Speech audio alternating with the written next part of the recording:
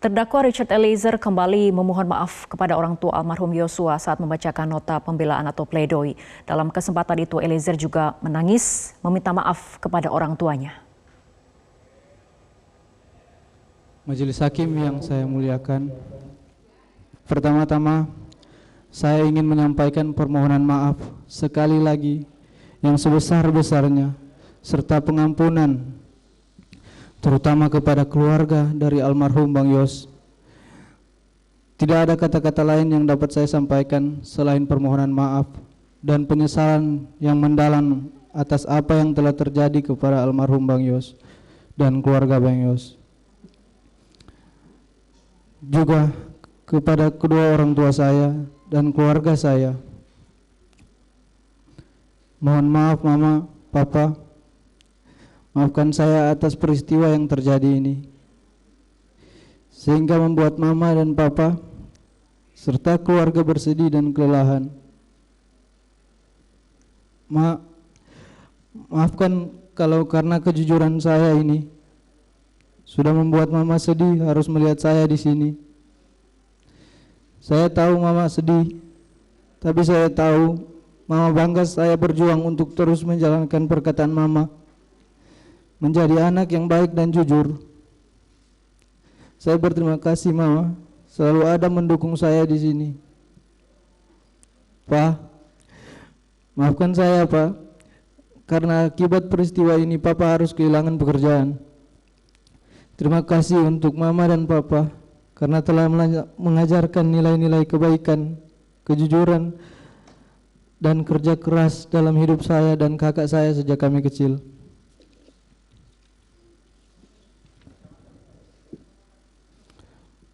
Saya juga meminta maaf kepada tunangan saya karena harus bersabar menunda rencana pernikahan kami. Walaupun sulit diucapkan, tapi saya berterima kasih atas kesabaran dan cinta kasih dan perhatian. Kalaupun kamu harus menunggu, tunggulah saya menjalani proses hukum ini. Kalaupun lama, saya tidak akan egois dengan memaksa kamu menunggu saya.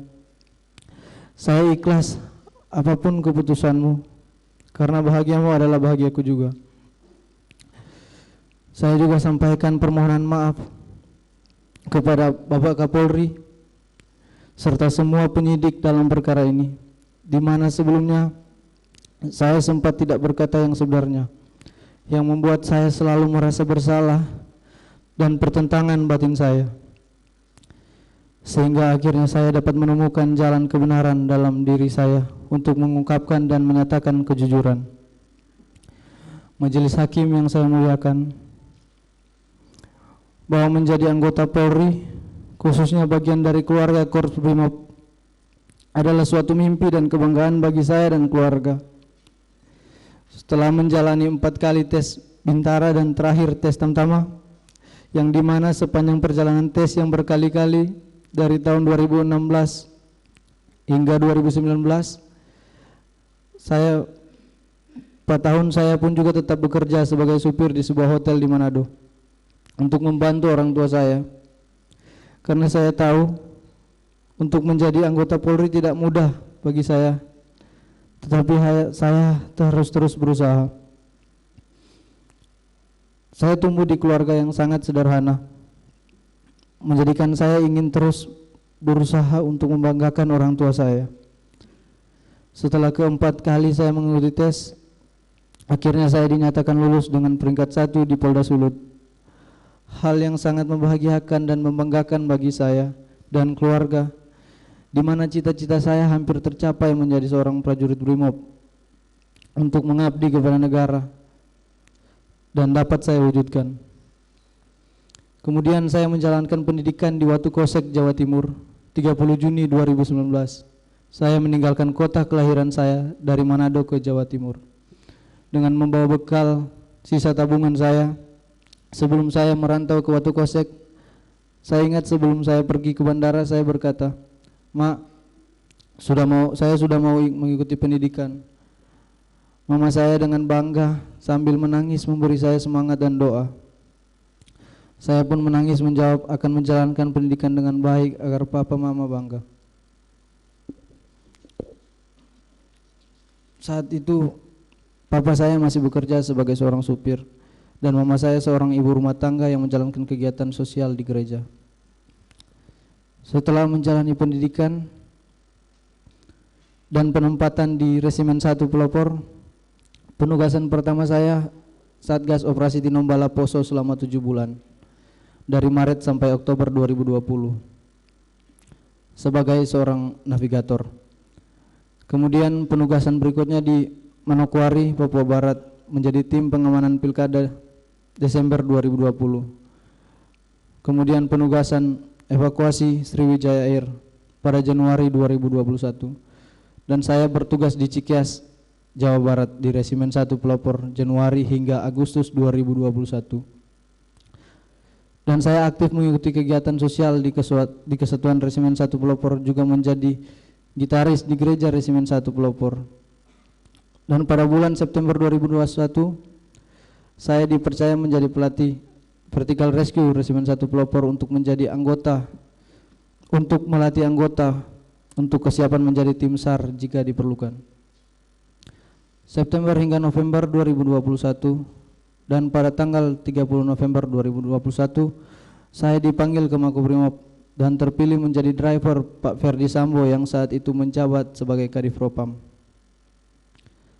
Saya tidak pernah menduga, apalagi mengharapkan peristiwa yang sekarang menimpa diri saya. Di masa awal-awal pengabdian saya atas kecintaan saya terhadap negara dan kesetiaan kepada Polri, khususnya Korps Brimob, saya dipilih menjadi ajudan yang dimana tugas saya menjaga dan mengawal atasan. Di usia saya ini tidak pernah terpikirkan ternyata oleh atasan saya, di mana saya bekerja memberikan pengabdian kepada seorang jenderal berpangkat bintang 2 yang sangat saya percaya dan saya hormati, di mana saya yang hanya seorang prajurit rendah berpangkat barada yang harus mematuhi perkataan dan perintahnya. Ternyata saya diperalat, saya dibohongi dan disia-siakan. Bahkan kejujuran yang saya sampaikan tidak dihargai, malahan saya dimusuhi. Begitu hancurnya perasaan saya dan goyahnya mental saya. Sangat tidak menyangka akan mengalami peristiwa menyakitkan seperti ini dalam hidup saya. Namun saya berusaha tegar.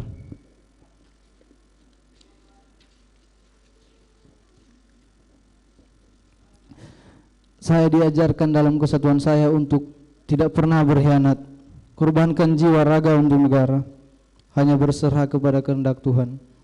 Nugraha Santkanti Yana Utama, setia pada Ibu Pertiwi, bahwa ikrar dan janji setia terhadap negara dan pimpinan akan terus terpatri dalam hati saya.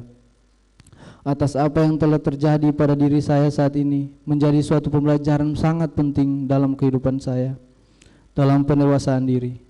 Kiranya Tuhan menolong saya.